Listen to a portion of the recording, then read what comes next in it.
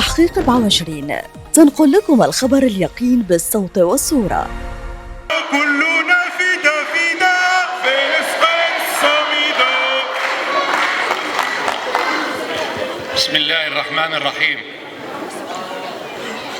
الإخوة الأمناء العامين، معالي الدكتور عبد الله بن كيران،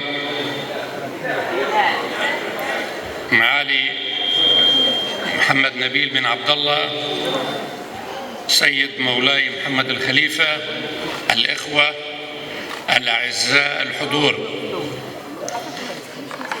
نعم، إن هذا الهتاف المغرب وفلسطين شعب واحد لا شعبين، استمعت إليه في مظاهرات مليونية في مدينة الرباط، واستمعت إليه في البرلمان المغربي بغرفتيه، وقفوا جميعا يهتفون بهذا الشعار. عندما اتخذ ترامب قراره بالاعتراف بالقدس عاصمة لإسرائيل، كان هذا الشعب المغربي العظيم بكل قواه السياسية، بكل أحزابه، بكل أبنائه، بكل ألوانه، وقف مع فلسطين. ودائما من الرباط كانت القرارات التاريخية التي صدرت لصالح فلسطين صدرت من المغرب.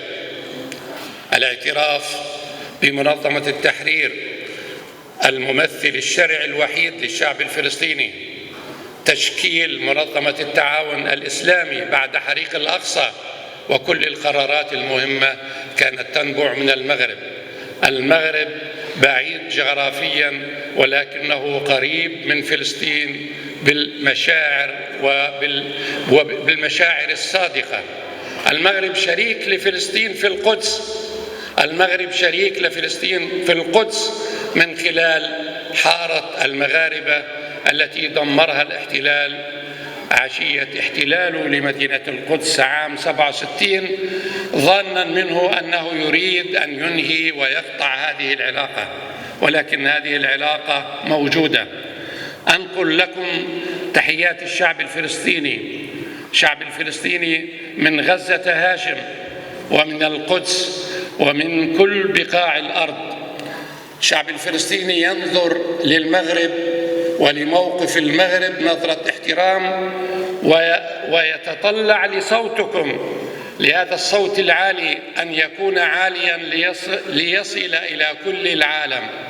نريد أن يصل صوت المغرب إلى كل العالم المطالب بوقف العدوان على الشعب الفلسطيني. هناك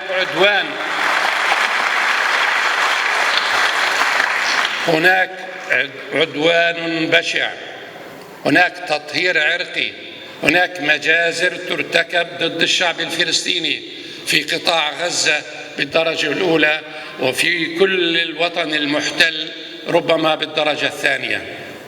أرض غزة كما قلنا سابقا باللون الأسود من بارود قذائف الدمار التي تطلق على الأبرياء من الفلسطينيين، وباللون الأحمر بدماء الشعب الفلسطيني والأبرياء من الشعب الفلسطيني. هذا الاحتلال لم يقف عند محرم واحد من المحرمات، قصف المساجد والكنائس والمستشفيات والمدارس والبيوت الآمنة، لم يترك أحد. هذا الاحتلال يؤمن أن ما لا يمكن حله بالقوة بمزيد من القوة يمكن حله، ويؤمن أيضا للأسف أنه إذا ارتكب مجزرة حتى يغطي على هذه المجزرة فيواصل ارتكاب المزيد من المجازر حتى ينسى العالم المجزرة الأولى. نعم، يكفينا حروب وأمريكا عدوة الشعوب. أمريكا هي التي تحتل فلسطين، أمريكا هي التي أعطت الضوء الأخضر لهذا العدوان المجرم. دائما دائما أمريكا منحازة لإسرائيل، ولكن في هذا العدوان أمريكا شريكة في هذا العدوان.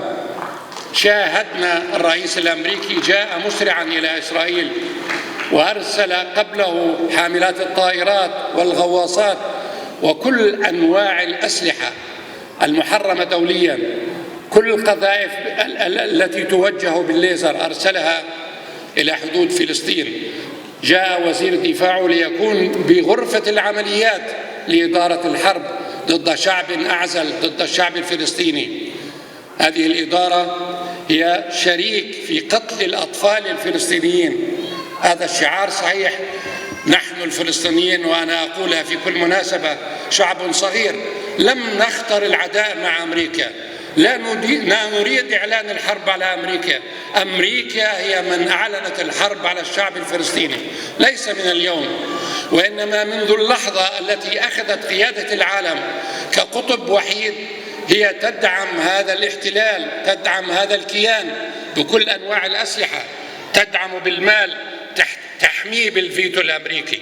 إذن هي من تعطل حتى الحل السياسي في فلسطين. هي تريد أن تدير الأزمة.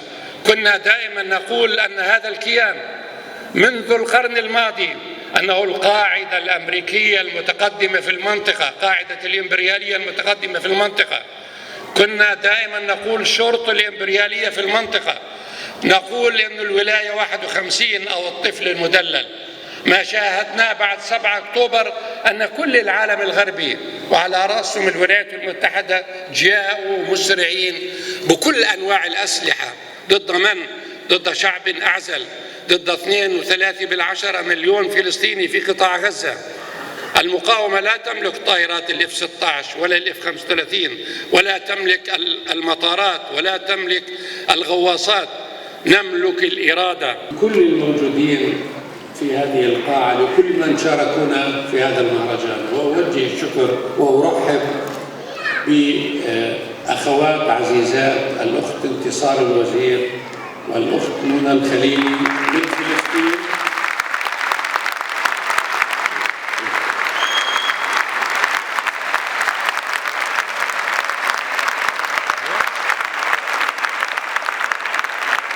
الشهيد خلوصية لا تنازل عن قضية. الشهيد خلوصية لا تنازل عن قضية. للتذكير، أبو جهاد خليل الوزير القائد العسكري للثورة الفلسطينية اغتالته قوات الاحتلال بالتعاون مع الأسطول السادس في تونس، لأنه كان يشرف على العمل العسكري ضد الاحتلال الإسرائيلي. كل الترحاب بأرملة الشهيد الأستاذ انتصار الوزير أم جهاد، وهي تمثل المرأة الفلسطينية الأم الولود الحاضنة للمقاومة. كنتم مع تحقيق 24 صوت كل المغاربة.